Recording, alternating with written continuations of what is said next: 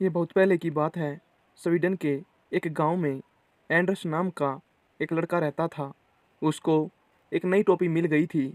यह टोपी उसकी माँ ने उसके लिए बुनी थी। वह टोपी बहुत सुंदर थी। उतनी सुंदर टोपी कभी किसी ने नहीं देखी थी। एंडर्स की माँ ने सारी टोपी में लाल रंग की ऊन लगाई थी, सिवाय थोड़ी सी जगह पर हरे रंग की ऊन के, क्योंकि उसके पास लाल रंग की ऊन खत्म हो गई थी। टोपी के ऊपर के हिस्से पर उसने नीले रंग का फुंदना लगाया था। एंडर्स ने अपने सिर पर टोपी पहनी, अपनी जेब में हाथ डाले, अपना सिर ऊंचा किया और घर के बाहर घूमने चल दिया। उसे मालूम था कि हर आदमी उसकी तरफ देख रहा था। उसे ये भी मालूम था कि वे उसकी तरफ क्यों देख रहे थे। असल में हर आदमी उसकी नई टोपी की तरफ देख रहा था। पहला आदमी जो एंडर्स को मिला वह था एक किसान जो अपने घोड़े को साथ लिए जा रहा था। एंडरस उसकी तरफ देखकर मुस्कुराया और अपना सिर हिलाया। उस किसान ने भी अपना टोप उतारकर काफ़ी नीचे तक झुककर उसे सलाम किया। एंडरस ने सोचा कि इस किसान ने मेरी यह टोपी जरूर ही बहुत पसंद की होगी। आगे जाने पर उसको लार्स मिला। वह एक खाल रंगने वाले का बेटा था। वह अपने पिता को पशुओं की खालों को चमड़ा बनाने में सहायता करता था। लार्स एक बड़ा लड़का था। उसने बड़े साइज के जूते पहन रखे थे, जिनको पहनकर वह और भी बड़ा लग रहा था।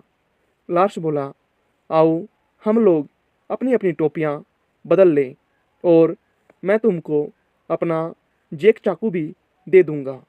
एंडरस ने बहुत सोचा। आजकल सब जेक चाकू लिए घूमते हैं।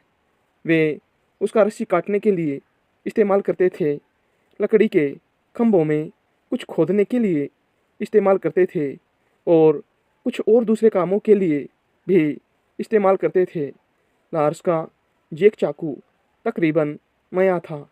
उसका केवल एक फल टूटा हुआ था और उसके हैंडल में बस एक दरार पड़ी हुई थी। पर नहीं, वह उसके लिए अपनी माँ की बनाई हुई टोपी उसकी टोपी से नहीं बदल सकता था। एंडरस आगे चला तो उसको एक बुढ़िया मिली। एंडरस ने बुढ़िया से पूछा कि उसको उसकी टोपी कैसी लगी। तब बुढ़िया बोली, तुम तो इस टोपी में बहुत ही अच्छे लग रहे हो एंडरस। तुमको तो राजा के महल नाच में जाना चाहिए।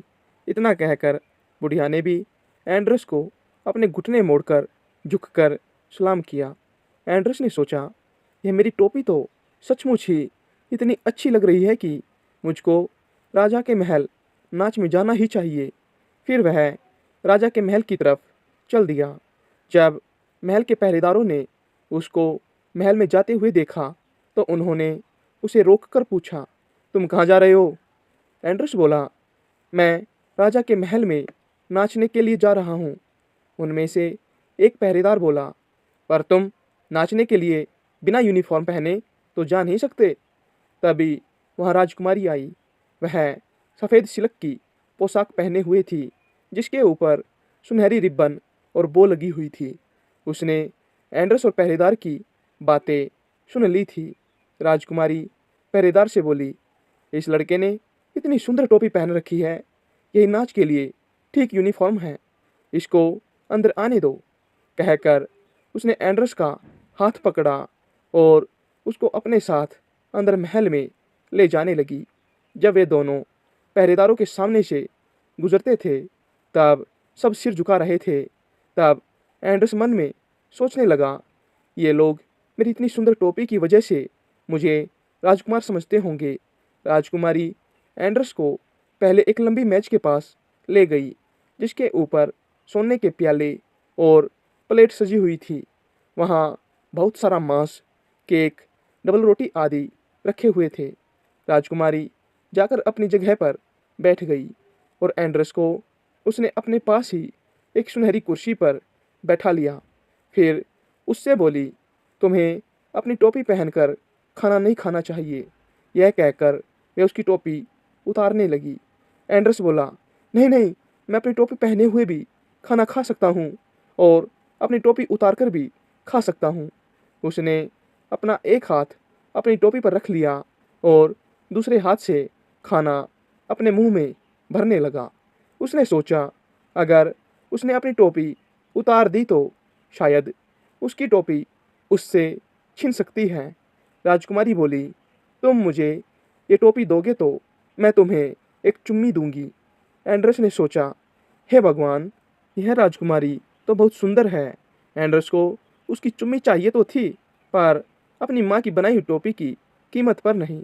वह टोपी उसकी माँ ने बनाई थी, इसलिए उस टोपी को वह राजकुमारी को भी नहीं दे सकता था। एंड्रस ने दोनों हाथों से अपनी टोपी पकड़ ली और उसे कसकर अपने सिर से चिपका लिया। राजकुमारी ने एंड्रस की जेबें केक से भर दी। फिर उसने एक भारी सी सोने की चैन अपने गले से निकाली और एंड्रस के गले में डाल दी। फिर वह एंड्रस की तरफ झुकी और उसके गाल पर एक चुम्मी दे दी। एंड्रस ने एक बार फिर अपनी टोपी कसकर अपने सिर से चिपका ली। उसी समय राजा यूनिफॉर्म पहने, पंख वाला टोप पहने और कई मेडल लगाए कई लोगों के साथ वहां आया। राजा ने एक बहुत बड़ा सुनहरा ताज अपने सिर पर पहना हुआ था। वह राजकुमारी को पहले ही एंड्रस की टोपी उतारते देख चुका था, इसलिए वह मुस्कुराकर एंड्रस से बोला, तुम्हारी यह टोपी बहुत सुंदर है बेटे। एंड्रस बोला, हाँ है तो, मेरी माँ ने इसे सबसे अच्छी ऊन से बनाया है। उसने इसको अपने हाथों से बुना है और अपने प्यार से भरा है। हर आदमी मेरी टोपी लेना चाहता है। राजा बोला, क्या तुम अपनी टोपी मेरे टोप से बदलना पसंद करोगे? कहते हुए उसने अपना सोने का भारी ताज अपने सिर से उतारा और उसे एंड्रस की तरफ बढ़ाया। एंड्रस तुरंत ही अपनी कुर्सी से कूद गया और महल के बड़े बड़े कमरों से दौड़ता हुआ महल की सीढ़ियाँ उतरता हुआ बाहर की तरफ भाग गया।